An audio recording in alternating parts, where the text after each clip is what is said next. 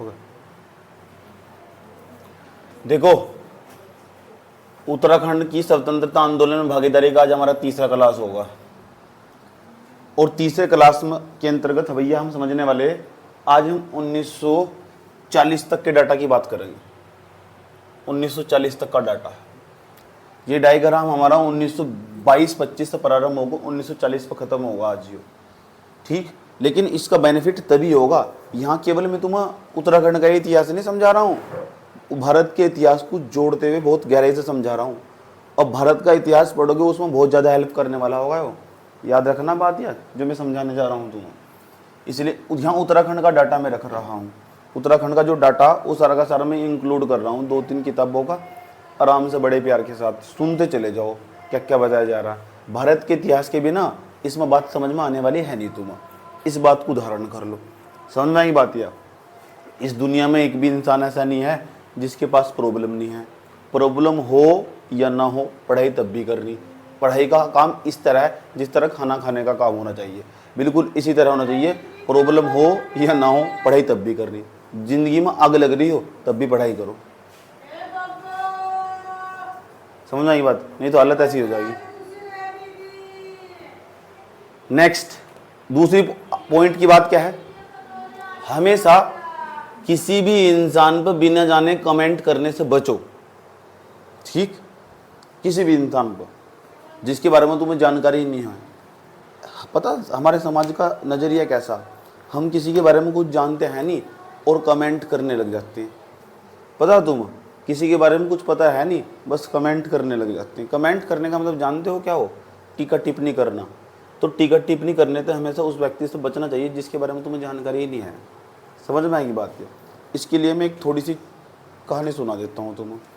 एक हॉस्पिटल था, क्या था? उस हॉस्पिटल के अंदर एक छोटी सी बच्ची का ऑपरेशन हुआ। छोटी सी बच्ची का ऑपरेशन होना था, डॉक्टर वहाँ से गायब, डॉक्टर ही नहीं है बिल्कुल भी वहाँ से। और शायद मुझे लगा मैंने पहले भी सुनाई होगी तुम्हें। तो यहाँ डॉक्टर ही नहीं है। अब जब डॉक्टर ही नहीं है, लड़की छोटी सी बच्ची है, उसका ऑपरेशन होना, ऑपरेशन न हुआ तो चली जाएगी भगवान के पास। अब समस्या खड़ी होगी, उसकी मम्मी वहीं बैठे, उसके पापा वहीं बैठे, उसके ताऊ वहीं बैठे, उसके चाचा वहीं बैठे, पूरा खानदान वहीं बैठा हुआ। सुबह से लेकर शाम तक डॉक्टर को फ़ोन करने पर लगे हुए, डॉक्टर ही ना है। डॉक्टर आया 12 बजे के बाद, 12 बजे के बाद दिन में। अब उसके घर वाले क्यों ना भड़केंगे कि हमारी लड़की का ऑपरेशन होना था, आप सुबह के कहाँ से गायब थे? सुबह 9 बजे ऑपरेशन होना था, आप तो 12 बजे आ रहे हो। डॉक्टर चुपचाप आया, अंदर गया, वगैरह हटो हटो साइड हटो, बात ही नहीं करी किसी के साथ, ऑपरेशन करा और चला गया। बाहर निकला, डॉक्टर साहब डॉक्टर साहब डॉक्टर साहब, बाहर फिर चिल्ला रहे उसके घर वाले, डॉक्टर साहब डॉक्टर साहब डॉक्टर साहब डॉक्टर साहब, अब बताओ तो हमारी बच्ची कैसी है? आपकी बच्ची सेफ हो, जाओ। डॉक्टर साहब कुछ बात करनी थी आपको। कोई बात नहीं। सीधा डॉक्टर गाड़ी में बैठे, उनका असिस्टेंट आया, चल गए सीधे वापस। आई नर्स, कौन? अब जब नर्स आई, नर्स ने क्या कहा? नर्स को क्या कह रहे यू डॉक्टर है, ये कैसा डॉक्टर है? बात करने की तमीज नहीं है, किसी के साथ बात नहीं करता, अपने घमंड में रह रहा है। क्या इसने MBBS कर ली? इसे क्या पता इसी के साथ कौन बात करेगा? ये क्या है? पेशेंट को कैसे डील करना, इसे कोई जानकारी नहीं है। और जज करना शुरू कर दिया। नर्स पता क्या कहती है? थम जा थम जा थम जा थम जा। अभी तुझे डॉक्टर के बारे में क्या पता? आज सुबह के एक्सीडेंट में उनके बीवी और 5 साल के बच्चे दोनों की मौत होगी, उसके बावजूद वो ऑपरेशन करने आया, क्योंकि हमारी फर्ज था, ड्यूटी थी उसे फ़ोन करना डॉक्टर को। तो बिना जाने किसी पर कमेंट नहीं करना चाहिए। उसके बावजूद भी बीवी मर गई, 5 साल का बच्चा भी मर गया एक्सीडेंट में। समझ में आई बात है? उसकी बीवी छोड़ने जा रही थी बच्चे को, दोनों एक्सीडेंट में मारे गए। उसके बावजूद वो अपनी ड्यूटी निभाने आया। लेट इसलिए होगा, उस अब अंतिम संस्कार भी करना घर जाकर, इसलिए फास्ट चला गया। तो हम क्या करें, किसी भी इंसान पर बिना कुछ जाने उसके बारे में क्या सिचुएशन, उसकी कंडीशन, बस रिएक्ट करना शुरू कर देंगे उस पर। समझ में आई बात है? इसलिए मैं कहना चाहता हूँ भाई, जिस चीज़ के बारे में जानकारी न हो उस पर टीका टिप्पणी करने से हमेशा बचना चाहिए। ऐसे मैं इसलिए कह रहा हूँ, एक दो मुझे व्हाट्सअप पे आकर कमेंट करके लिखते चले जा। समझ में आई बात? कुछ पता न सता व्हाट्सअप पर लिख देंगे, ये यूट्यूब पर कर देंगे। एक पुरानी कहावत है, जिस व्यक्ति को सब बुरा बोल रहे हो ना पूरी दुनिया, उसे कभी बुरा मत बोल लो, कभी भी जिंदगी में। यह बात हमेशा याद रखो। और दूसरा, जिसे सब अच्छा बोल रहे हो ना, तो फिर उसे कभी बुरा मत बोल लो। क्यों? फिर अपनी नज़र का इलाज करवा लो, तुम्हारी नज़रों में प्रॉब्लम। समझ की बात है? क्या हो गया?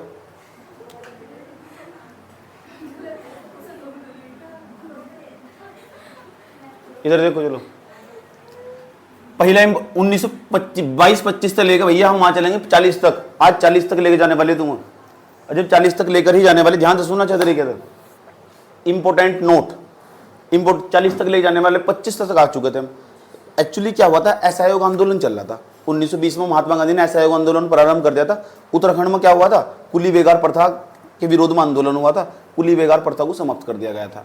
समझ नहीं बात है? सरयू नदी के अंदर ना जो कंपनी बना रखी थी कुली एजेंसियों की, उसके रजिस्टर सब फाड़ कर फेंक दिए उसमें। समझ में आया बात है? उसके बाद क्या हुआ, 1925 तक प्रारंभ हुआ। 1922 के बाद 1922 में बारदोली प्रस्ताव हुआ। बारदोली प्रस्ताव में महात्मा गांधी ने घोषणा कर दी कि वे क्या कर देंगे, वे असहयोग आंदोलन को वापस लेना चाह रहे। असहयोग आंदोलन इतना बढ़ता चला जा रहा था, इतना बढ़ता चला जा रहा था, हिंदू मुस्लिम भी एक साथ आ गए, अंग्रेजों को उस टाइम पे भगा देते। फिर पता क्या हुआ, अचानक पता लोग पूरे भड़क रहे थे, तुरंत महात्मा गांधी ने असहयोग आंदोलन वापस ले लिया। महात्मा गांधी की खूब आलोचना करी, खूब आलोचना सब लोगों ने कि महात्मा गांधी जी आप ऐसा काम क्यों करते हो, हम अभी तुम्हारे अंदर गुस्सा बढ़ ही रहा था। बारदोली प्रस्ताव में ये हुआ था। समझ में आई बात है? बारदोली प्रस्ताव में महात्मा गांधी ने क्या करा था, असहयोग आंदोलन को वापस ले लिया। समझ में आई बात है? इस बात की भी आलोचना करती है, आपने खिलाफत आंदोलन जो मुस्लिमों का आंदोलन था उसे असहयोग आंदोलन के साथ क्यों मिलाया, उसे अलग ही चलकर रहने देते ना। कुछ लोगों ने आलोचना करी थी। समझ में आई बात है? दूसरा क्या है, देश के अंदर समस्या खड़ी हो रही थी। इसके बाद जब महात्मा गांधी को फिर 1922 के आसपास जाकर गिरफ्तार कर लिया गया, जेल में डाल दिया महात्मा गांधी को। महात्मा गांधी कांग्रेस के बड़े नेता थे ना उस टाइम पर, और भी बहुत बड़े बड़े नेताओं को जेल में डाला गया। तो कांग्रेस के अंदर शून्यता की स्थिति आ गई। तो उसके बाद पता क्या हुआ, जब भारत शासन अधिनियम 1919 आया था, कल मैंने तुम्हें पढ़ाया था, उसमें प्रावधान करा गया था कि जो स्थानीयता ना उसे बढ़ावा दिया जाएगा, स्थानीय स्वशासन को बढ़ावा दिया जाएगा। स्थानीय स्वशासन की बात कही गई थी। उसमें यूँ कहा गया था कि हमने जो यहाँ के लोग आसपास के भी चुनाव लड़ सकते हैं और अपना नेता चुन सकते हैं। मान लो ये लड़की चुनाव में भाग ले सकती है और यहाँ की जनता इसे वोट डाल सकती है। ये प्रावधान 1919 के अधिनियम में कर दिया गया था, भारत शासन अधिनियम 1919 में। तो फिर यहाँ जो कांग्रेस थी पचार थी, नहीं हमें डोमिनियन स्टेट दे दो तुम। कांग्रेस की डिमांड थी कि हमें डोमिनियन स्टेट दे दो, बाकी सारी चीज़ें तुम ही रखो, अधिराज्य दे दो तुम हमें, या फिर हमारा होम रूल दे दो, हमारा देश हमारा शासन होना चाहिए। अंग्रेज क्यों खड़े होंगे यहाँ से, अंग्रेज क्यों शासन करेंगे? कांग्रेस से चाहती।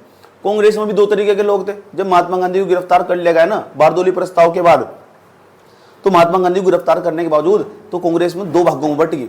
कुछ तो ऐसे थे जो अपने आप को बदलना चाह रहे थे, हाँ चलो भाई हम तो चुनाव में भाग लेंगे। लेकिन कांग्रेस के बहुत कट्टर नेता थे, उनका मानना था नहीं, हम चुनाव में भाग नहीं लेने के बिल्कुल भी, ना हम अपना कोई कैंडिडेट खड़ा करने के बिल्कुल भी। चुनाव कैसे, विधानसभा के, विधान परिषद के चुनाव, विधानसभा के विधान परिषद के चुनाव स्थानीय स्तर पर जो पार्टी थी।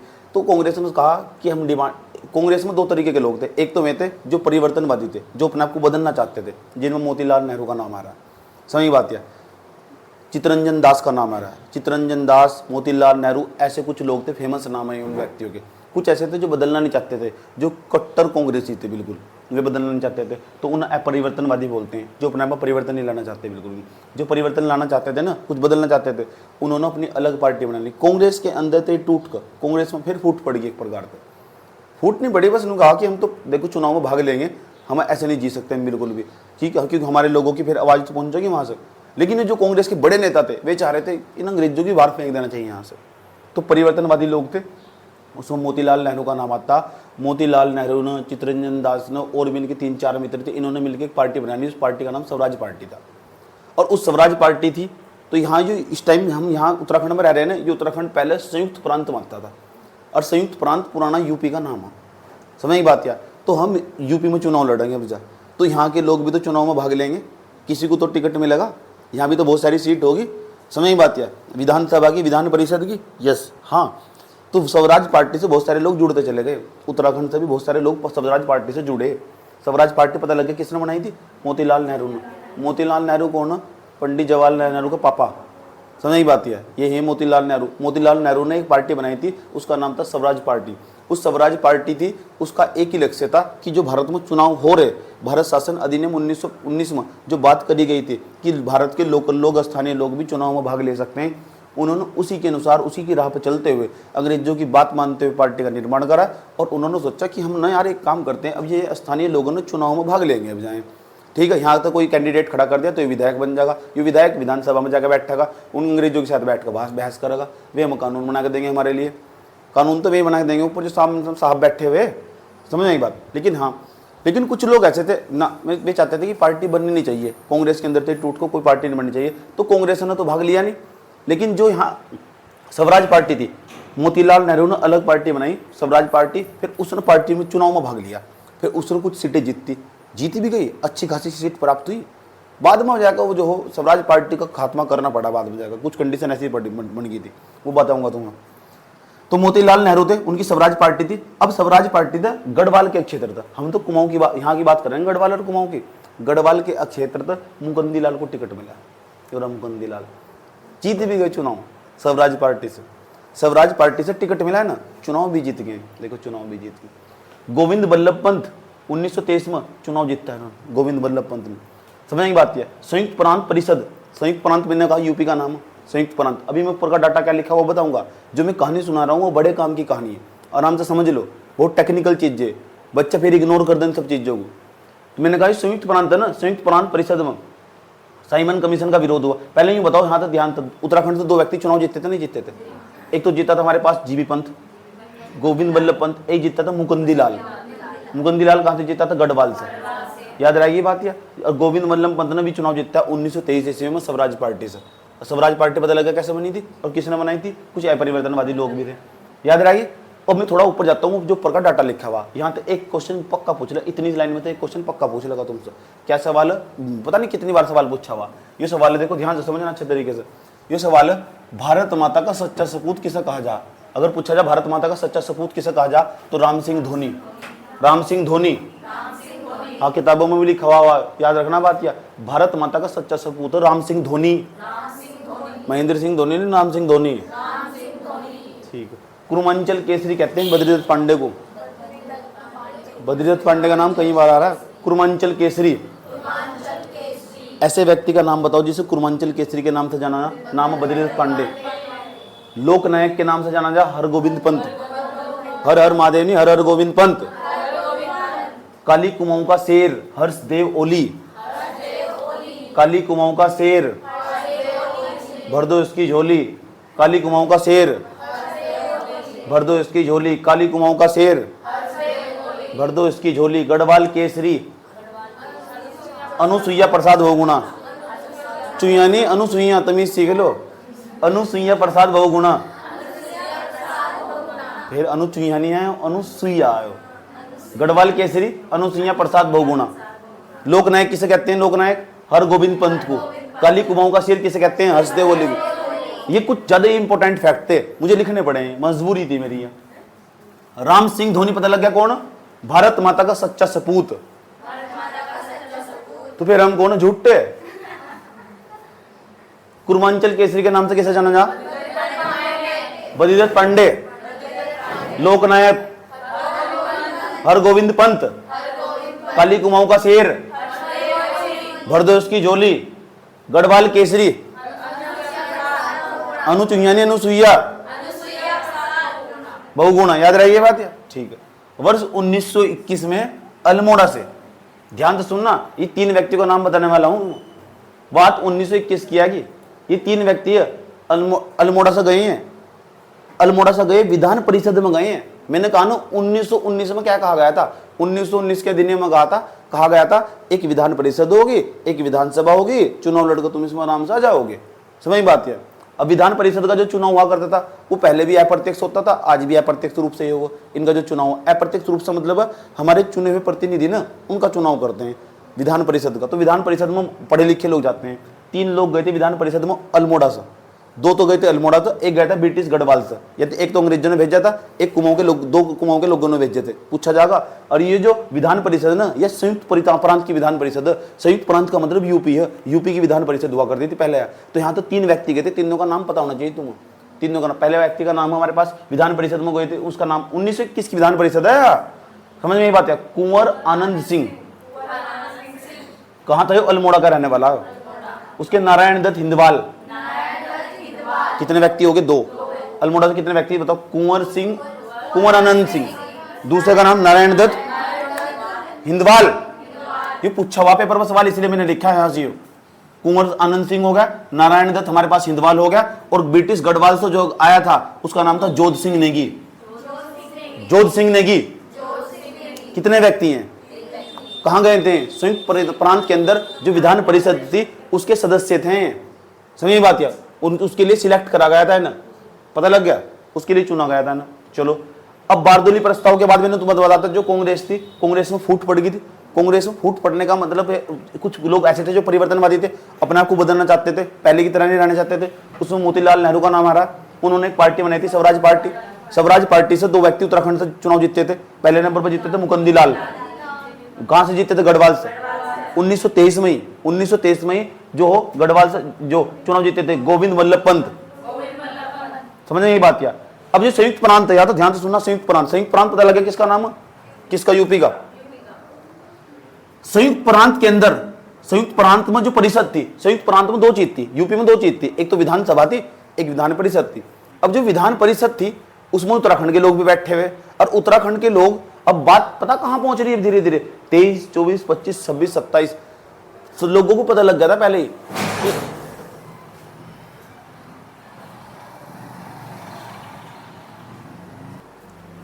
लोगों को पहले पता लग चुका था क्या, कि साइमन कमीशन आने वाला। और ये साइमन कमीशन वही है जो भारत के अंदर समीक्षा करने वाला, करने आने वाला, जो भारत शासन अधिनियम 1919 आया था ना, उसकी समीक्षा करने आ रहा है कि उसके अनुसार देश में कैसा काम हो रहा है, कैसा काम हुआ, पिछले 10 सालों में कितना काम हुआ। वो 1927 में एंट्री मारने वाला था, 27-28 में साइमन कमीशन। और साइमन कमीशन में सारे के सारे लोग यूरोप के थे, इसलिए भारत में उसका जबरदस्त तरीके से विरोध हो रहा था। लेकिन सबसे पहले विरोध सड़कों पर नहीं हुआ, सबसे पहले विधानसभाओं में, विधान परिषद में, संसदों में बैठ को, संसद हुआ करती थी, विधान परिषदों में वो विरोध हुआ करता था। वहां खड़े होकर व्यक्ति बोलते थे अंग्रेजों के सामने कि देखो साइमन कमीशन आगा, अगर उसके अंदर कोई भी भारतीय व्यक्ति जरूर होना चाहिए। वो भारत के लिए संविधान बनाने वाले, तुम भारत के लिए नियम कानून बनाने वाले, और तुम बाहर से यूरोप के 5, 7, 10 व्यक्तियों को भेज कर हमारे लिए कानून बनाओगे तो गलत बात है नहीं जी। खड़े होकर उत्तराखंड का एक व्यक्ति था जिन्होंने विरोध करा था विधान परिषद में। अरे वो विधान परिषद पता कौन सी थी? यूपी की थी उस टाइम पर। खड़े होकर तो बहुत सारे लोग सुनेंगे नहीं वहां से। समझ एक बात यार, तो उसकी बात बता रहा हूं मैं, ध्यान से सुन लो। किसने विरोध करा था? विधान परिषद में खड़े होकर विरोध करा था। देख लो ध्यान से, साइमन कमीशन का विरोध करने वाला मुकुंदी लाल था। स्वराज पार्टी का सबसे प्रमुख नेता था वो। स्वराज पार्टी का उत्तराखंड में सबसे प्रमुख नेता रहा मुकुंदी लाल, बैरिस्टर मुकुंदी लाल। और ये बैरिस्टर मुकुंदी लाल वही है जिसे श्रेय दिया जा, किस उसे श्रेय दिया जा, मोलाराम की पेंटिंग को दुनिया में पहुंचाने का श्रेय दिया जा, जिसे वही है बैरिस्टर मुकुंदी लाल, वकील था वो। समझ गए? महात्मा गांधी। अब सल्ट नहीं होता, सल्ट कहां पड़ा? सल्ट अल्मोड़ा में पड़ा। तो अल्मोड़ा सल्ट के अंदर ना एक जो बड़े नेता थे, ये देख लो, हरगोविंद पंत। ये सुन लो भाई, समझ लो अच्छे तरीके से। अगर तुमसे पूछो कि विधान परिषद में सबसे पहली बार अगर किसी व्यक्ति ने विधान परिषद के अंदर खड़े होकर बतौर, अंग्रेजी बैठे वहां, भारत के लोग ही बैठे हुए, लगभग यूपी इतना बड़ा था हमारा, देख लो यूपी इतना बड़ा, उसमें विधान परिषद पूरी पूरी इतने सारे लोग बैठे हुए, उनके सामने खड़े होकर बैरिस्टर मुकुंदी लाल ने कहा साइमन कमीशन आना नहीं चाहिए यहाँ, हम उसका विरोध करते हैं। सारा भाषण दे रहे थे जब खड़े होगा, सब लोगों ने सुना। तो उसका इनाम पूछेगा, ऐसा कौन सा व्यक्ति था बताओ जिसने संयुक्त प्रांत के अंदर विधान परिषद में साइमन कमीशन का सबसे पहली बार विरोध करा था? उसका नाम बैरिस्टर मुकुंदी लाल है। अब बैरिस्टर मुकुंदी लाल ने तो वहाँ करा था, सल्ट पड़ता अल्मोड़ा के अंदर। अल्मोड़ा के अंदर अगर किसी ने विरोध करने का प्रयास करा, उसका नाम हरगोविंद पंत। याद रहा ये बात है। दूसरी बात, अब थोड़े थोड़े महात्मा गांधी के भी सवाल पूछ लो। ये बात तुम्हें पता होनी चाहिए, महात्मा गांधी ने उत्तराखंड में पहली बार कुंभ के मेले में आए थे। अब कुंभ के मेले में जब मैं आए थे ना उत्तराखंड में, पहली बार 1915 में आए थे। ये बात पता होनी चाहिए, 1915 में। लेकिन दूसरी बार आए थे 1927 में आए थे। कब आए थे? 1927 में। 27 डाटा यही है ना, 25 के आसपास का, इसलिए मुझे बताना पड़ा हो। समझ यही बात है। तो पहली बार तो आए थे वे, कब आए थे? पहली बार 1915 में, और दूसरी बार आए थे 1927 में। 1927 में, और तीसरी बार उन्होंने एंट्री मारी 14 जून को। गर्मी लग रही होगी, नीचे दक्षिण भारत में घूम रहे होंगे गुजरात की तरफ, तो यहाँ ठंड लेने आएंगे। और ठंड लेने कहाँ जाएंगे? नहीं थोड़ा यहाँ हरिद्वार में घूमे, यहाँ तो खुद ही गर्मी पड़ रही होगी। समझ यही बात है। और लोगों को लगा आए थे, समझ यही बात है, तो कहाँ जाएंगे? बागेश्वर गए। अब बागेश्वर में कहाँ गए? कोसानी में। और जब कोसानी में 12 दिन रुके हैं, और 12 दिन रुकने के बावजूद ना वहाँ उन्होंने गीता के ऊपर एक लेख लिखा है, उसका नाम भी बताने जा रहा हूँ तुम, अनासक्ति योग। क्या नाम? गीता के ऊपर लेख लिखा है अनासक्ति योग। उन्होंने एक किताब लिखी यंग इंडिया, और यंग इंडिया जब उन्होंने किताब लिखी ना महात्मा गांधी ने, उसके अंदर उन्होंने कोसानी का जिक्र करा, क्योंकि एक व्यक्ति जब 12 दिन तक रहेगा ना, बहुत अच्छी जगह बागेश्वर के अंदर कोसानी, ठीक है, उसे भारत का स्विट्जरलैंड कहा उन्होंने, अपनी जुबान में कहा उन्होंने, कह रहा मुझे भारत ने ये ना भारत का स्विट्जरलैंड लगता। और ये सवाल कई बार पूछा गया, बताओ महात्मा गांधी ने भारत का स्विट्जरलैंड किसे कहा? कोसानी को कहा। कोसानी कहाँ पड़ता? बागेश्वर के अंदर। याद रहेगी बात यार, 12 दिन रुके थे झांसी में, उन्होंने पता लग गया झांसी में, क्या बता रहा हूँ, 12 दिन तक अनासक्ति योग, ये पूछा गया अनासक्ति योग किसने लिखा? ये भी महात्मा गांधी ने, लेकर गीता के ऊपर एक टाइप से, समझ में आई बात यार, उनकी भूमि पता लग गया। यंग इंडिया में लिखा उन्होंने, कोसानी को कहा। कोसानी कहाँ पड़ा? बागेश्वर में। क्या कहा? स्विट्जरलैंड। किसका? भारत का।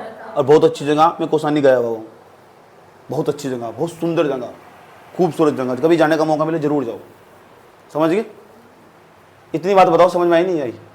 कोई प्रॉब्लम यहाँ तक? चलो सर और बताओ, कुछ ऐसी खास घटना हुई है तो आसपास? हाँ हुई, क्यों नहीं हुई घटना? समझो पेशावर कांड हुआ 1930 में ही, और भी बहुत सारी घटना इसके आसपास घट रही। साइमन कमीशन आया, साइमन कमीशन गो बैक के नारे लग रहे भारत में। लाला लाजपत राय की मृत्यु होगी, लाठी मार को उसके सिर में ना हत्या कर दी गई उसकी। पिक्चर जाकर देखो, आधा इतिहास वही समझ में आ जाएगा तुम्हें। अच्छी बात नहीं है दिया, समझ की बात है। फिर क्रांतिकारियों ने बदला लिया, ये 1925 के आसपास का वो चरण है जहां क्रांतिकारी तुरंत एक्टिव हो जाते। इस टाइम यहाँ कांग्रेस में शून्यता की स्थिति आई हुई, जो कांग्रेस पार्टी में अच्छी तरह वर्क नहीं कर पा रही। 24-25 के आसपास, तो 24, 25, 26, 27 तक, बल्कि 30 तक, 30 के बाद समझ लो क्रांतिकारियों का विचारों का अंत हो जाएगा। इसके बाद क्रांतिकारी बहुत कम दिखाई देंगे तुम्हें। क्रांतिकारी का दो चरण क्रांतिकारियों के पूरे भारतीय इतिहास में। जब भारतीय इतिहास स्टार्ट होगा, हमने आजादी की तब से लड़ाई लड़ी, 1857 से हम लड़ाई लड़ रहे हैं आजादी की, और तब तक 1947 तक लड़ाई लड़ेंगे। तो तुम जो क्रांतिकारी है हमें दो जगह एक्टिव दिखाई देंगे। एक तो दिखाई देंगे तुम्हें 1907 से लेकर 1914-15 के बीच में, ये एक चरण ही होगा। और दूसरा चरण होगा तुम्हें दिखाई देगा 1914 के बाद से लेकर, नहीं 1920 के बाद से 1922 के बाद, जब महात्मा गांधी को गिरफ्तार कर लेंगे 1930 के बीच में। तो क्रांतिकारियों के कितने चरण? 2। भारतीय राष्ट्रीय आंदोलन, भारत को आजाद करवाने के लिए जो लोगों ने लड़ाई लड़ी, एक आंदोलन चलाया, भारतीय राष्ट्रीय आंदोलन, इंडियन नेशनल मूवमेंट के अंदर जो क्रांतिकारी है हमारे, क्रांतिकारी के 2 चरण। एक तो दिखाई देगा तुम्हें 1908 के बाद, समझ में, 1907 के बाद, 1907-8 के बाद दिखाई देगा। और दूसरा चरण दिखाई देगा तुम्हें क्रांतिकारी एक्टिव दिखाई देंगे 1924-25 के आसपास, इसके पूरे एरिया में, पूरा का पूरा जो दशक दिखाई देगा, यहाँ दिखाई देंगी तुम्हें क्रांतिकारी गतिविधियां सारी की सारी। उसके बाद सारे क्रांतिकारियों का खात्मा कर दिया अंग्रेजों ने। समझ में आई बात? जब भगत सिंह को फांसी पे चढ़ा दिया ना, तो एक बहुत बड़े क्रांतिकारियों के नेताओं को फांसी पे चढ़ाना, फिर लोगों के अंदर बहुत खौफ बैठ चुका था। किसी की हिम्मत नहीं हुई बाद में जाकर कि क्रांतिकारी गतिविधियां कर सके अंग्रेजों के खिलाफ। समझ, इतना जज्बा फिर किसी के अंदर नहीं आया। इसलिए लोग भगत सिंह को बहुत मानते हैं, बहुत। समझ आई बात है? याद रहेगी? अब उसके बाद क्या है? अभी तो यहाँ कुछ घटनाएं जो घटी, और जो घटनाएं घटी भारत में घटी, और उसमें किसी उत्तराखंड के व्यक्ति का हाथ है, तो वही उत्तराखंड का इतिहास है। मान भारत में कोई घटना घट रही भाई, इतिहास आगे बढ़ रहा है अपना, तो अब भारत में उत्तराखंड के किसी व्यक्ति का अगर इसमें हाथ है ना, तो बहुत फेमस हो जाए ऑटोमेटिक हुआ। एक घटना घटी थी, बताने जा रहा हूँ तुम आज। पेशावर कांड हुआ था। अब पेशावर कांड बहुत फेमस है, हम इसे भारत के इतिहास में पढ़े। अब पेशावर कांड जो फेमस है, वो फेमस इसलिए क्योंकि इसमें एक उत्तराखंड के व्यक्ति का नाम आ रहा है, और उसका नाम है वीरचंद सिंह गढ़वाली। और ये वीरचंद सिंह गढ़वाली वही है जिन्होंने, पता, ये अंग्रेजी सेना में भर्ती हुआ था। जब अंग्रेजी सेना में भर्ती हुआ था, इसकी पूरी बायोग्राफी पढ़ना, मैंने पढ़ रखी इसकी पूरी बायोग्राफी जाकर। ये इन्हें बहुत कविता भी लिखी, बाद में जाकर अंग्रेजों ने गिरफ्तार कर लिया था सर, फांसी पर चढ़ा दिया था सर। समझ गए? अंग्रेजों ने इसे गिरफ्तार कर लिया सर। अंग्रेजों ने ना, देखो अंग्रेजों की सेना में भर्ती था, पहले अंग्रेजी सेना में भर्ती हुआ, गढ़वाल का सैनिक था, गढ़वाल का रहने वाला था, सेना में भर्ती हुआ। और जब सेना में भर्ती हुआ ना, तो क्या हुआ, इसकी ड्यूटी लग रखी थी यहाँ पेशावर में। पेशावर पड़ा पाकिस्तान में। पाकिस्तान पहले भारत का हिस्सा हुआ करता था, 1930 की आसपास की बात है। पाकिस्तान को लगना करके देखो, 1947 के बाद बना हो, जो तुम्हें दिखाई दे रहा हो। उसके बाद इन्होंने वीरचंद सिंह गढ़वाली को ऑर्डर दिया गया। इनके पास ना 70-72 के आसपास सैनिक थे, इनके पास 72 के आसपास 2/18 बटालियन का नाम था, 2/18 गढ़वाल राइफल्स उसके सैनिक थे। ठीक है, ये उनकी बटालियन का नाम था, 2/18 गढ़वाल राइफल्स इनकी बटालियन का नाम था। तो उसके बाद इसमें सैनिक थे, और इन्होंने ऑर्डर दिया अंग्रेजी सैनिक ने, एक काम करो, ये अफगान सैनिक सामने खड़े हुए ना, इन पर गोली चलाओ। अफगान अलग देश था, हम अलग देश थे, इन पर गोली चलाओ। उन्होंने मना कर दिया। अफगान सेना में कुछ भारत के लोग भी थे, कुछ भारत के लोग थे। अब एक भारतीय पर कैसे गोली चला दे? उन्होंने मना कर दिया, तुरंत हथियार डाल दिए, आंदोलन होगा। पहली बार था ऐसा, देख लो 1930 आ चुका, अंग्रेजों, उन्होंने सारे हथियार नीचे रख दिए, उन्होंने कहा हम अपने भाइयों को गोली नहीं चलाने के बिल्कुल भी ना, इन निर्दोष लोगों को हम कैसे मार दें, साफ मना कर दिया। ये हुई पेशावर कांड। अंग्रेजों के हाथ पैर फूल गए कि बताओ हमारी खुद की सेना ने विद्रोह कर दिया। अंग्रेज क्या करते, जो उनके पास सेना वो तो मजबूर हो गए। तब अंग्रेजों को लगने लगा अब पंजा जमने वाला नहीं तुम्हारा भारत में, अब सेना भी साथ नहीं दे रही, मना कर दिया। 5-7 तो ऐसे थे अंग्रेजी सैनिक थे, उन्होंने भी मना कर दिया। अरे निर्दोष लोगों को कैसे मार देंगे। यही है पेशावर कांड। 23 अप्रैल बहुत फेमस डेट है 1930, और 23 अप्रैल उत्तराखंड में इसलिए भी फेमस है, इसे गढ़वाल दिवस के रूप में मनाओ हम। 23 अप्रैल इसलिए फेमस है, गढ़वाल दिवस के रूप में मनाओ। और यह बात मोतीलाल नेहरू ने कही थी, इसे गढ़वाल दिवस के रूप में मनाओ। 1930 के आसपास का समय ना, समझ लो अच्छे तरीके से। वीर चंद सिंह गढ़वाली ने अफगान सैनिकों पर गोली चलाने से मना कर दिया। शॉर्टकट नोट्स बनाना तुम्हें, बस मुझे सुनना का खेल है सारा का, सुनो ध्यान से अच्छे तरीके से। खुदाई खिदमतगार या लाल कुर्ती आंदोलन के नाम से भी जानते हैं इसे। खुदाई खिदमतगार या लाल कुर्ती सेना का नेतृत्व खान अब्दुल गफ्फार कर रहे थे। खान अब्दुल गफ्फार, खुदाई खिदमतगार या लाल कुर्ती सेना, इसका नेतृत्व कर रहे थे खान अब्दुल गफ्फार। और इन्होंने साफ मना कर दिया हम गोली चाली चलाने वाले नहीं है, साइड में रखो सब गोली गाली, समझ में आई बात है। इसलिए खान अब्दुल गफ्फार को सीमांत गांधी के नाम से भी जाना जा। सीमांत गांधी, समझ में बात है, छोटा गांधी याद रखना बात है। 2/18 गढ़वाल राइफल्स के 72 सैनिक थे। मोतीलाल नेहरू ने 23 अप्रैल को कहा गढ़वाल दिवस के रूप में मनाएंगे। आज भी हम गढ़वाल दिवस के रूप में मना रहे थे। 23 अप्रैल जब भी आएगा गढ़वाल दिवस का फोटो लगा दे उठाकर, तुम तो दूसरों को कट करके लगाओ फोटो, सही बात है। तुम वही देख के पता लगा आज गढ़वाल दिवस है। बात तो समझ में आई है, कोई दिक्कत। उसके बाद यहां तक हुआ, ये तो पेशावर कांड। पेशावर कांड क्यों कह रहे, पेशावर में हुआ। पेशावर कहां से बढ़ा, पाकिस्तान में। पेशावर में क्या हुआ था 2015 में, पता, एक पूरा स्कूल उड़ाया था आतंकवादियों ने, बहुत सारे 150 बच्चे मारे गए थे। अभी 2015 की बात बता रहा हूँ, वो भी पेशावर कांड। बहुत आतंकवाद है यार वहां से। और खान अब्दुल गफ्फार का नाम याद रहेगा, खुदाई खिदमतकार, लाल कुर्ती आंदोलन, याद रखना बात ये।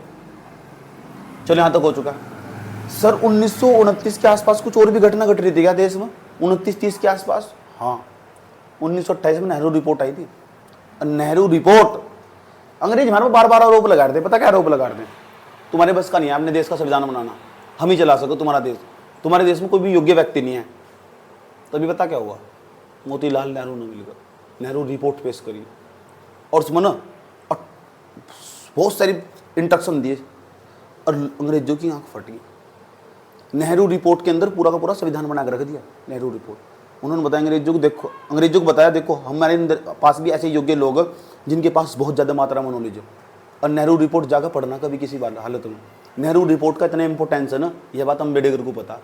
जब भारत अम्बेडकर ने संविधान बनाया ना, तो नेहरू रिपोर्ट और भारत शासन अधिनियम 1935 और 1919 तीनों मिलाकर 80-70% हिस्सा इनका ही है उसमें। समझ में क्या बात है। तो नेहरू रिपोर्ट कितनी जल्दी खारिज नहीं करा जा सकता, समझ में आई। 1928 में नेहरू रिपोर्ट आई थी, वह नेहरू रिपोर्ट इसलिए बनाई गई थी, कुछ जो मैं यहाँ बोल के बता रहा हूँ टकरागा कहीं ना कहीं सवाल, इसलिए आई थी नेहरू रिपोर्ट, क्योंकि अंग्रेजों ने हमारे पर आरोप लगाया था कि हमने अपने देश के अंदर क्या एक चीज काम करने में, संविधान बनाने में, अपने देश को चलाने में, संचालित करने में असक्षम, ताकत नहीं है हमारे अंदर।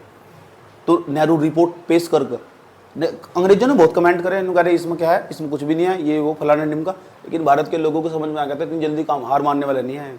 लेकिन नेहरू रिपोर्ट में एक दिक्कत खड़ी थी, उसमें ना कांग्रेस के बहुत सारे नेताओं ने नकार दिया था उसे। क्यों नकार दिया पता, दिक्कत यह थी कि उसमें ना अधिराज्य की बात कर रखी थी कि भारत एक अधिराज्य है, डोमिनियन स्टेट रहेगा।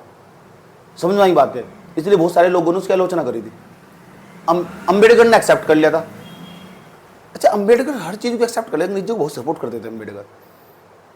कारण पता क्या है, अम्बेडकर जातिवाद से प्रभावित थे, और जिस व्यक्ति ने जातिवाद झेला हो ना, वो बात वही समझ सके।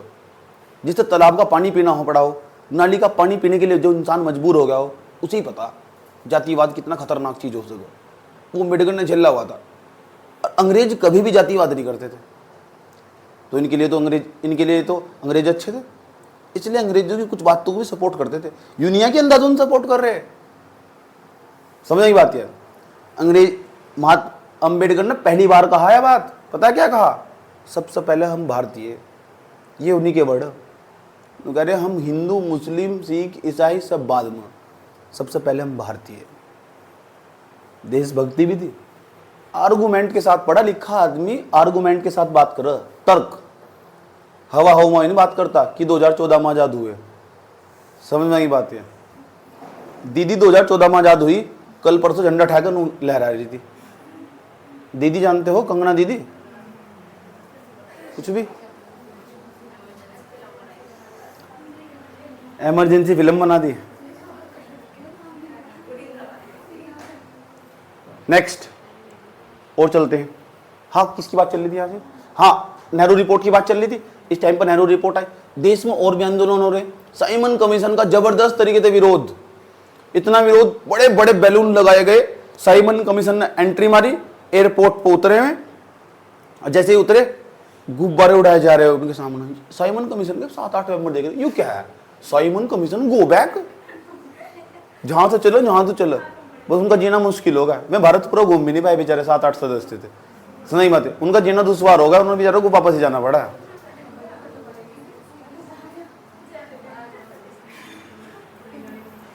साइमन कमीशन के अंदर ना, जो व्यक्ति, जब साइमन कमीशन बनाया था वहां इंग्लैंड में बैठकर, जो व्यक्ति आना चाह रहे थे, 3 व्यक्तियों ने अपना नाम कटवा लिया था। पता क्यों? क्रांतिकारियों को खौफ छाया हुआ था भारत के अंदर। 3-4 व्यक्तियों ने अपना नाम कटवा लिया था वहां से, इतना खौफ खाते थे क्रांतिकारियों से अंग्रेज।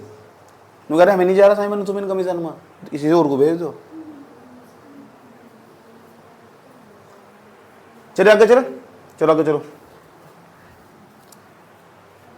उसके बाद महात्मा गांधी के अपने अलग ही कर्तव्य चल रहे, इस शांति तरीके से काम सुनते रहो। महात्मा गांधी बेचारे मस्त आदमी थे, ये शांति तरीके से अपनी जो बात करते थे शांतिपूर्ण तरीके से करते थे। सही बात, वह बात अलग है, इनकी बात शांतिपूर्ण तरीके से जो बात इंसान करे ना, उसकी बात थोड़ी लेट सुनाई दे लोगों को। जो एकदम उड़दंग मचागा उसकी ज्यादा सुनाई दे, एकदम तुरंत, जैसे क्रांतिकारी थे। और जितनी जल्दी तय थे इतनी जल्दी समाप्त भी होंगे। लेकिन योगदान तो है क्रांतिकारियों का, और जबरदस्त योगदान, इस बात को भुलाया नहीं जा सकता। समझ बात है। जब जब कांग्रेस के अंदर शून्यता की स्थिति आई ना, तो क्रांतिकारियों ने हाल संभाला हमारे देश का। ऐसे हम आज़ाद हुए। आज़ादी की लड़ाई इतनी आसान लड़ाई नहीं आती, 1857 से भी पहले चली आ रही थी लड़ाइयाँ।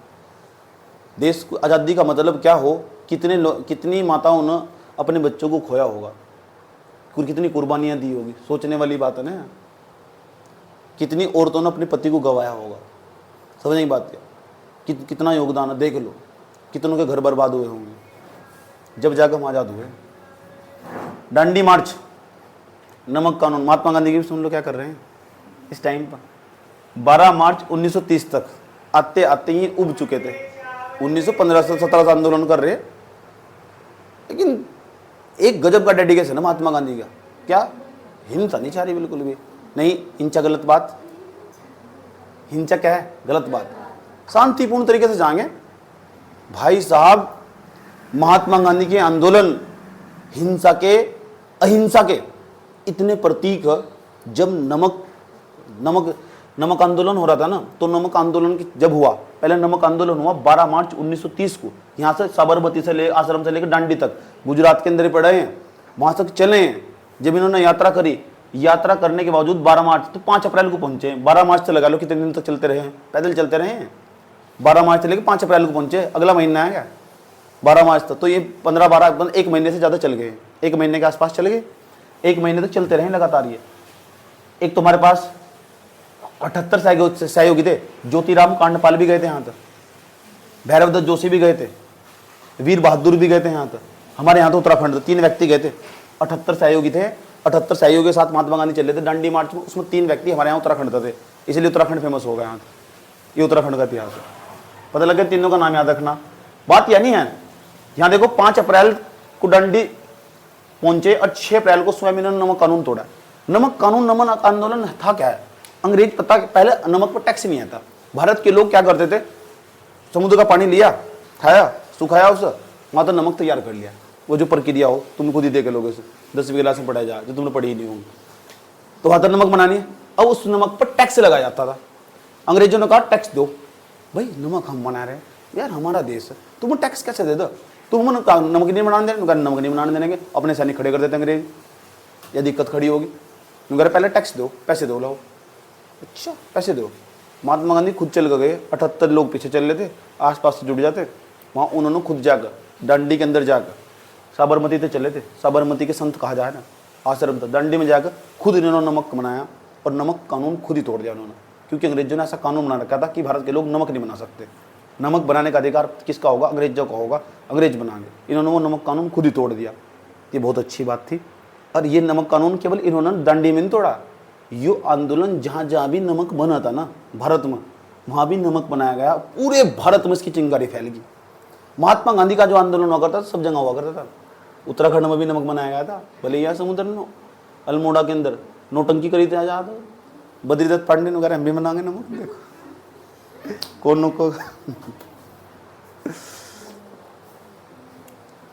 आ जाओ 23 में सुन लो, सबनी अवज्ञा आंदोलन, सुन लो 5 पहुंचे 6 अप्रैल को स्वयं नमक कानून तोड़ा इन्होंने, और नमक कानून तोड़कर ना तब यहाँ इन्होंने ना एक बात तय कर ली थी, अब अंग्रेजों का किसी भी मुद्दे पर सहयोग नहीं करना, ठीक, और सभी मुद्दों का विरोध करना, चाहे अंग्रेज कोई भी पॉलिसी लेके आएंगे तुरंत उसका विरोध। इसे बोले सबनी अवज्ञा आंदोलन। सबनी का मतलब सभी, सबनी अवज्ञा, अवज्ञा किसी भी बात की आज्ञा ना मानना, सबनी अवज्ञा आंदोलन, समझ गए? सभी मुद्दों पर विरोध, चाहे कोई भी कुछ भी लेकर आओ तुम, हम उसका ही विरोध करेंगे। तुम न बता दो हमारा देश कब को छोड़ रहे, बस मूड होगा हमारा बहुत खराब, समझ बात किया? तो अंग्रेजों तो अपनी बात, तो सबनी अवज्ञा आंदोलन का ये मतलब। और जब नमक कानून तोड़ दिया तब सबनी अवज्ञा आंदोलन स्टार्ट हुआ था। सबनी अवज्ञा आंदोलन 2 चरणों में चला। एक बात तो इसे वापस लेना पड़ा। क्यों वापस लेना पता? क्योंकि महात्मा गांधी को गोलमेज सम्मेलन में जाना पड़ा था, और गोलमेज सम्मेलन में भारत के सारे राजनीतिक दल गए थे, महात्मा गांधी नहीं गए थे। तो फिर महात्मा गांधी को मनाया, मार्च 1931 की बात है, मार्च 1931 में गांधी के और इरविन के, लॉर्ड इरविन के बीच में बैठकर समझौता हुआ। उसे गांधी इरविन समझौते के नाम से भी गांधी इरविन समझौते के नाम से भी जानते हैं। उनके बीच में बैठकर समझौता हुआ, महात्मा गांधी को उन्होंने मनाया। फिर महात्मा गांधी दूसरे गोलमेज सम्मेलन में गए थे, अम्बेडकर तीनों में गए थे। 31-32 की बात बता रहा हूँ मैं तुम्हें, समझ में आएगी बात? या फिर वहाँ तो महात्मा गांधी नाराज होकर चले आए थे, वो कहते ये तो अम्बेडकर भारत को बांटने का काम कर रहे, अच्छी बात नहीं है ये, और मैं इन सब चीज़ों से सहमत नहीं हूँ। अम्बेडकर ने तीनों गोलमेज सम्मेलन में बैठकर क्या कर रहे थे? यहाँ बैठ कर बताओ कि भारत में ये समस्या, खाली अम्बेडकर नहीं थे, सिखों का अलग नेता था, मुस्लिमों का अलग नेता था, मोहम्मद अली जिन्ना भी बैठे थे सामने, सिखों के नेता भी बैठे थे सामने, दूसरी और बहुत सारी पार्टियां थी भारत में, उनके सबके नेता सामने बैठे हुए थे, और वे अपनी समस्याएं बताते थे। और यहाँ अंग्रेज सामने बैठ के कानून तैयार कर रहे थे, और उसी कानून का नाम भारत शासन अधिनियम 1935 है। अब भारत शासन अधिनियम 1935 में अम्बेडकर ने जितनी बातें बताई थी सारी भारत शासन अधिनियम 1935 में घुसेड़ दी अंग्रेजों ने। तो भारत शासन अधिनियम 1935 को लाने में अम्बेडकर का सबसे ज्यादा योगदान है, समझ गए? तो लोग कहते हैं ना कि अम्बेडकर ने क्या बनाया, अम्बेडकर ने संविधान कॉपी कर लिया, भारत शासन अधिनियम कॉपी कर, चाटे इतने बनूंगा याद रखोगे? कुछ पढ़ाई वढ़ाई भी करते हो नहीं करते हो? भारत शासन अधिनियम 1935 को किसने बनाया? अम्बेडकर ने बनाया। उसे तीनों गोल में सम्मेलन में बैठा हुआ था वो, तो पता न सताएंगे तो कॉपी करा देर, तो कॉपी करा देर, तो कॉपी करा देर, तो कॉपी करा देर, कभी किताब पढ़ी नहीं इतिहास की।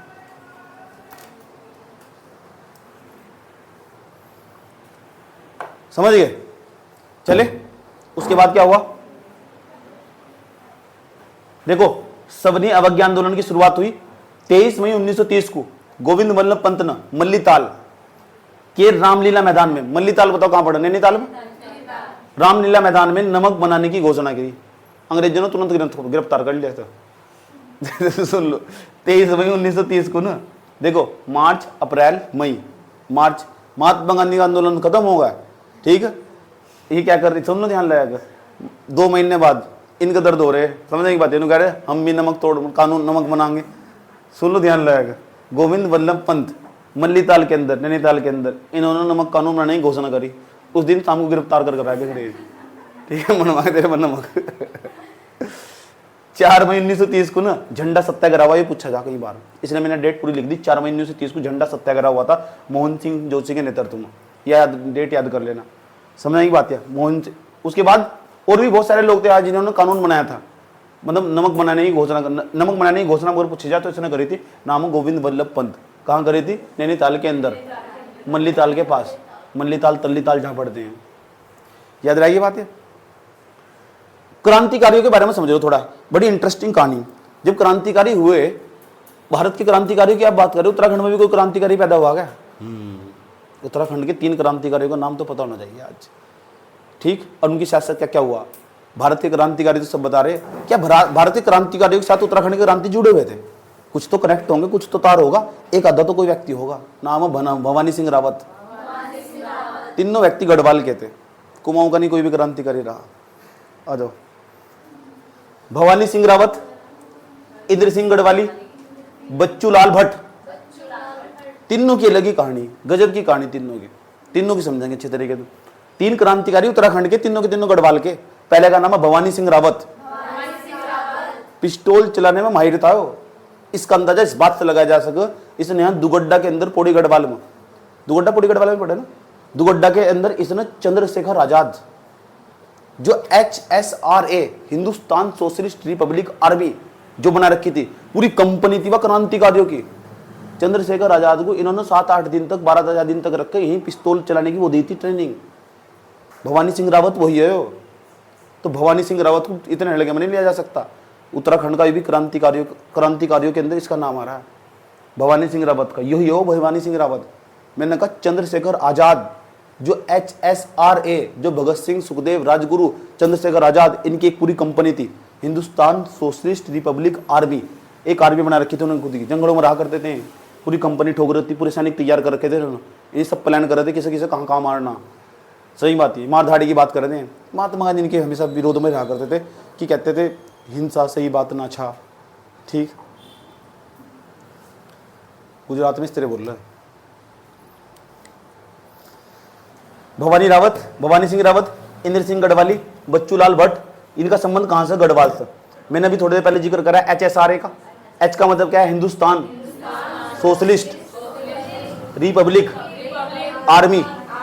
1928 में भवानी सिंह रावत थे, चंद्रशेखर आजाद को इन्होंने एक हफ्ते की ट्रेनिंग दी थी दुगड्डा में। कौन सा गड्ढा? दुगड्डा। यहाँ मंडी पड़ा इस टाइम, एक सब्जी मंडी बनी हुई इस टाइम यहाँ। जाओगे समझ में आई बात है इसके आसपास, पता लग गया? कोई दिक्कत? तो दुगड्डा के अंदर, दुगड्डा कहाँ पड़ा? पौड़ी गढ़वाल में। इन्होंने ट्रेनिंग दी थी इन्होंने। जब मैं तुम्हें जिला पढ़ाऊंगा ना, तब भी वहाँ इस घटना का मैं जिक्र करूंगा, जिला सीरीज में पढ़ाऊंगा तुम्हें, याद रहेगी ये बात है, ठीक। तो भवानी सिंह रावत में व्यक्ति है। उसके बाद क्या हुआ था? भवानी सिंह रावत को हल्के में नहीं लिया जा सकता। अब भवानी सिंह रावत HSRA के साथ तो मिल ही गए। दिल्ली के अंदर चांदनी चौक पड़, अंग्रेजों की दुकान थी, स्टोर था। भाई जब ये क्रांतिकारी ना, खाना नहीं चाहिए, कहाँ तक लाएंगे खाना? इन्हें पैसे नहीं चाहिए इतने सालों को जोड़ने खातर, इन्हें हथियार नहीं चाहिए। लूट लेते थे, डकैती में जाते थे, पूरी डकैत रख देता अंग्रेजों ने, उनका नाम डकैत है, सीधा ठाते जेल में डाल देते थे। देखो भवानी सिंह रावत उत्तराखंड के रहने वाले, इनका एक चोरी में हाथ आया था, नाम गड़ोदिया स्टोर डकैती कांड। कहाँ हुआ था? चांदनी चौक में, 6 जुलाई 1930। तो इसके बारे में पूछा जा सके, गड़ोदिया स्टोर डकैती कांड कहाँ हुआ था? चांदनी चौक में हुआ था, दिल्ली के अंदर ही। और यहाँ डकैती डाली थी इन्होंने। समझ आई बात है? डकैते ना कहो तुम ना, अंग्रेजों के लिए डकैते हैं, तुम्हारे लिए क्रांतिकारी हैं। सही बात है। तुम भारत के लोगों का धन थोड़ा ही लूट रहे हैं, अंग्रेजों का लूट रहे हैं ना, समझ गए? एक इंद्र सिंह गढ़वाली का हाथ आया, मद्रास के अंदर बम पटकाया था उन्होंने अंग्रेजों को, पूरी कंपनी उड़ा दी थी पूरी की पूरी। समझ की बात है? उस बम कांड में इनका हाथ आता। इंद्र सिंह गढ़वाली है, देखो याद रहेगी बात है, ठीक। मद्रास कांड से संबंधित है इंद्र सिंह गढ़वाली। पूछा जा सके ना, 3-4 के नाम दे देगा, फिर मैचिंग करवा लेगा कौन सा किस कांड से संबंधित है। समझ में आई बात है? 20 वर्ष की सजा हुई इंद्र सिंह गढ़वाली को, 20 साल की, और वो भी काला पानी की सजा। समझ गए? 20 साल की सजा, मद्रास बम कांड में उन्होंने भाग लिया था, इसलिए सजा हुई। उत्तराखंड के रहने वाले थे ना। बच्चू लाल भट्ट ना, वो बैंक ही लूट लिया जहां मैं घूमने गया था कुछ दिन पहले, ऊटी बैंक डकैती कांड। बैंक ही लूट लेते, मैंने बताया ना, पूरी ट्रेन लूट रहे थे पैसे। लखनऊ से ट्रेन जा रही थी, लखनऊ था ट्रेन, पूरी की पूरी रास्ते जाती थी, तो तमिलनाडु इलाके, केरल तक, इस पूरे इलाके में ट्रेन जाती थी ना, तो उस पर पैसा भर के भेजते थे अंग्रेज। ये पता क्या कर रहे थे? चलते ट्रेन पर चढ़े थे पहले, तो उसके ऊपर तो फाटक खोल रहे थे, इतना ट्रेन जाते ना, उन पर तो बैग भर भर के पैसों के उधर फेंक देते, फिर लोगों को अपने साथ जोड़ते पैसे के बल को। करते क्या करते? और बताओ, देश को आजाद नहीं करवाना था, डकैती कहोगे सर ना, तुम्हारे लिए डकैती नहीं है। सही बात है। लेकिन महात्मा गांधी के लिए डकैती थी, इसलिए महात्मा गांधी के क्रांतिकारियों की कभी नहीं बनी। महात्मा गांधी इस बात का विरोध करते थे, तुम इस बात को सपोर्ट करते विरोध करते हो? चलो मैं तुमसे पूछता हूँ, तुम इस बात का सपोर्ट करते विरोध करते हो? ये डकैती करते थे, लूटपाट मचाते थे, इंटरव्यू का सवाल है वो, पूछेगा तुमसे। कल को तुम पीसीएस का देने जाओगे, आईएएस का इंटरव्यू देने जाओगे, कल को सवाल पूछेगा तुमसे, तुम क्रांतिकारी को सपोर्ट करते हो विरोध करते हो उनका। दोनों की विचारधारा बिल्कुल अलग। एक हिंसा का रास्ता अपना रहे और दूसरा अहिंसा का रास्ता अपना रहे। तुम कौन सा रास्ता अपनाओगे? इसका मतलब तुम क्रांतिकारियों को नहीं मानते। यही तो, इसी बात का तो विवाद है देश में आज तक। तुम भी फंस गए क्या? चलो सोच कर बता देना।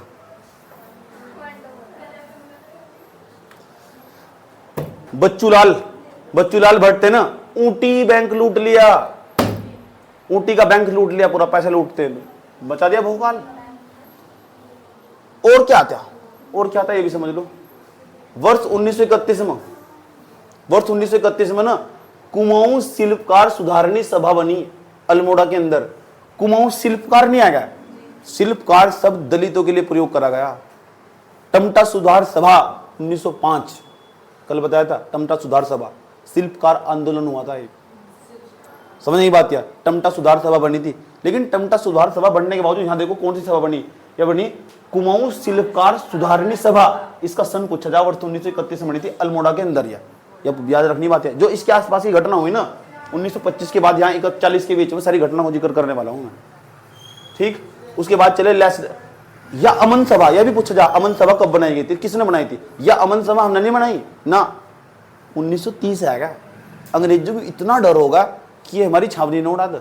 उनकी आर्मी थी ना, अंग्रेजों को इतना डर होगा, इनकी छावनी, आर्मी का कंटोनमेंट था, पूरा का पूरा छावनी थी पूरी पूरी। इन्होंने सोचा हमारी ये लेस डाउन का नाम सुना दो ना, लेस डाउन की पूरी छावनी थी। तो अंग्रेज रहा करते थे वहां से, उन्हें डर हो चुका है, उन्होंने पूरा एक सभा बना दिया। और जब सभा बना दी, उन्होंने उसका नाम रखा अमन सभा। अमन शांति, यार शांति कर दो यहाँ से, हम नहीं चाहिए। एक सभा बनाई ऐसे लोगों की। अब इसका विरोध पता कौन करेंगे? इसका विरोध करेंगे भारत के लोग। कैसी सभा बना रहे हो तुम? हमारे खिलाफ साजिश कर रहे हो तुम, हमें मारने का प्लान बना रहे हो तुम, अपनी आर्मी इकट्ठी कर गया। तो अमन सभा कब बनी? 1930 में। लेस डाउन छावनी को राष्ट्रवादी आंदोलन से बचाना, इसका मकसद था, उद्देश्य था अमन सभा का। आजकल ऐसे सभा लाओ, 3-4 सभाओं की समितियों के नाम लिखा था, कांड के नाम, जो समितियां बनाई गई थी और उनका या फिर सभा बनाई गई थी, उनके नीचे का उद्देश्य क्या है, तो कौन सा मैच करवाओ। आजकल ऐसे सभा लाओ। तो अमन सभा का उद्देश्य था लेस डाउन जो छावनी थी ना, उसे किस तरह राष्ट्रवादी जो आंदोलन उसको बचाना। जो भारत के लोग थे ना विरोध कर रहे थे यार, जो खासकर क्रांतिकारी, इनका खोपड़ी खराब थी, किसी को बुढ़ाते बम पटका कर, समझ में आती है, तो उसे बचाना। तो क्या कि इसकी चपेट में ना जा। भीड़ जब एक बार बेकाबू हो जाना, उसे कोई नहीं रोक सकता। नेताओं तो, नेता की पावर क्यों हो पता तुम्हें? जनता उसके पास, जनता सर्वोपरि है। लोकतंत्र में जनता ही सर्वोपरि हो, इसलिए नेताओं की ज्यादा पावर हो।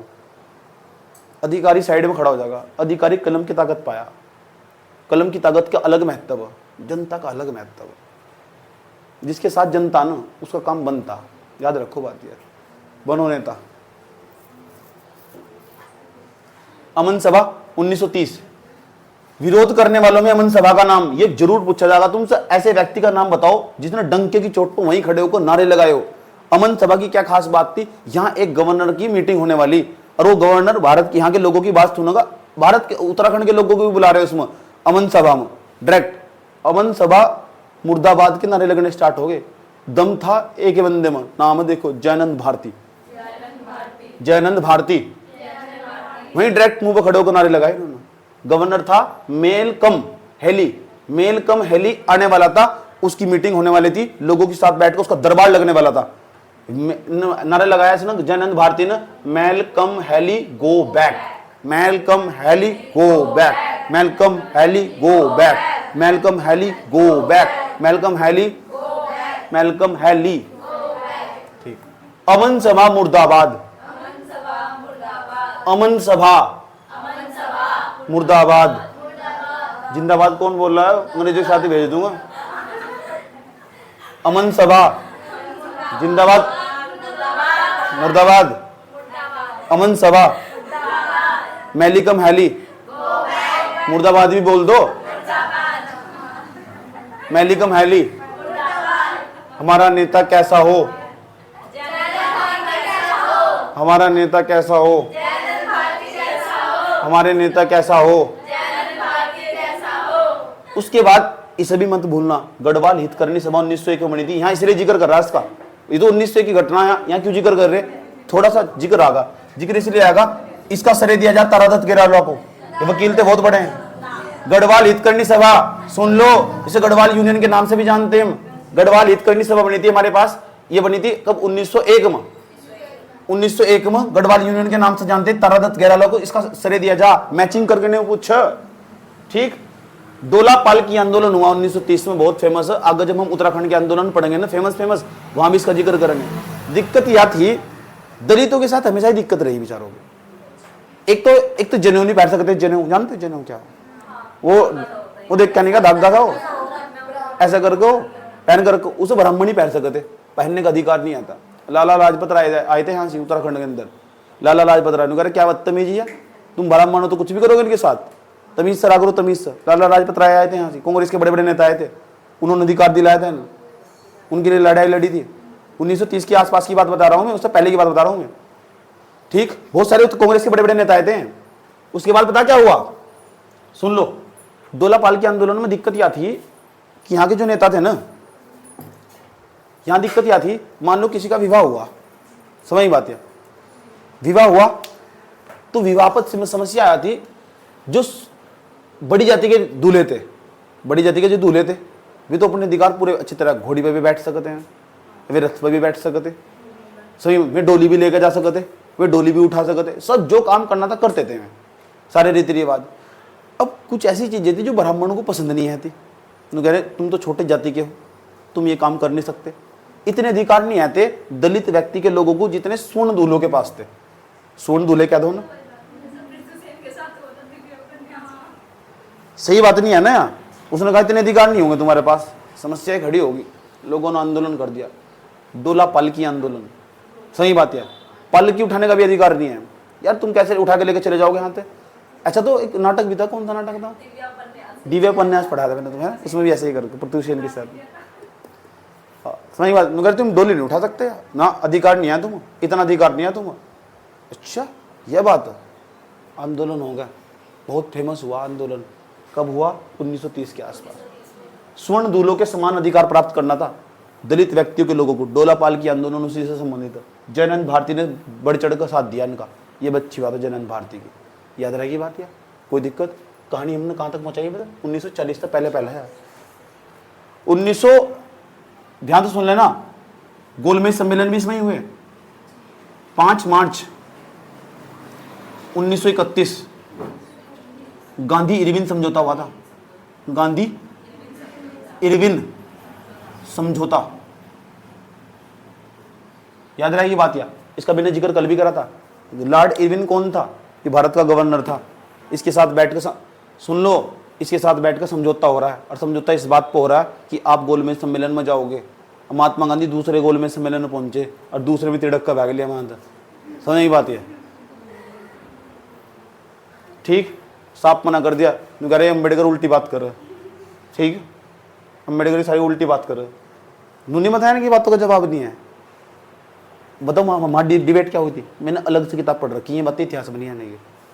पता क्या डिबेट हुई थी वहां, इन्होंने पता क्या, महात्मा गांधी ने पता कितने खतरनाक वर्ड बोल रहे।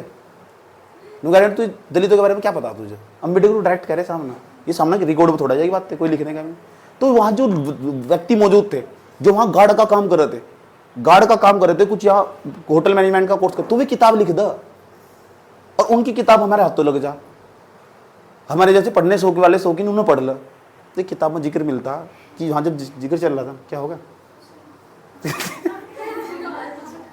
सुन लो, तो किताब में जिक्र मिलता कि अम्बेडकर गांधी के बीच में विवाद चल रहा था ना, तो अम्बेडकर ने गांधी को पता क्या, गांधी के डिबेट चल रही, सारे बैठे हुए हैं, सब पूरे भारत के सब बैठे हुए हैं, यूरोप में बैठे हुए, डिबेट चल रही। अम्बेडकर गांधी को पता क्या कह रहे, गांधी अम्बेडकर को, मेरे क्या पता तुझे, कुछ पता तुझे, मैं जब से सोच रहा था हरिजनों के बारे में, जब से सोच रहा जब तुम पैदा भी नहीं हुए थे, ऐसे ऐसे कमेंट। अच्छा, कब से सोच रहे। अच्छा, तो अम्बेडकर ने पता क्या कहा, अम्बेडकर ने कभी तालाब में तो पानी पिए हो, कभी अब यहाँ तालाब कहां से आ गया, तालाब कहां मतलब जबरदस्त डिबेट, भयंकर वाली डिबेट। अगर अम्बेडकर ने 20 सवाल पूछे ना, महात्मा गांधी के पास 18 सवालों के जवाब दिए थे। समझ में आई बात है? खुशवंत सिंह करके एक राइटर है, उसने लिखी है बातें सब। महात्मा गांधी के पास 18 सवालों के जवाब नहीं आए थे, तो फिर महात्मा गांधी की वहां बढ़ नहीं पाई। लेकिन महात्मा गांधी का उद्देश्य बड़ा, स्टैंड बड़ा क्लियर था। वे चाहते थे देश दो भागों में ना बटे। वे अपने कार्य में हमेशा सफल हुए, इसलिए महात्मा गांधी को इतनी जल्दी खारिज नहीं करा जा सकता। लेकिन अम्बेडकर को भी इतनी जल्दी खारिज नहीं करा जा सकता। महात्मा गांधी वर्ण व्यवस्था को सपोर्ट करते थे। उनका मानना था धोबी का बच्चा धोबी बनना चाहिए, नाई का बच्चा नाई बनना चाहिए। अम्बेडकर इसी बात का विरोध करते थे। वो कहते तुम वकील बनो और हमारा बेटा धोबी बनो, ये कहां की बदतमीजी। अब उन्होंने कहा तुम धोबी बनो हम वकील बनो। अम्बेडकर वर्ण व्यवस्था को भयंकर वाली चोट करते हैं, वे कभी एक्सेप्ट नहीं करते वर्ण व्यवस्था को। यही बात है बस। और गांधी क्या करते थे, वर्ण व्यवस्था का कट्टर समर्थक थे, वर्ण व्यवस्था के। ठीक, अब तुमसे कुछ सवाल पूछा जा रहा है, तुम बताओ तुम वर्ण व्यवस्था को सपोर्ट करते हो या उसका विरोध करते हो? तो इसका मतलब तुम महात्मा गांधी के विरोधी हो गए।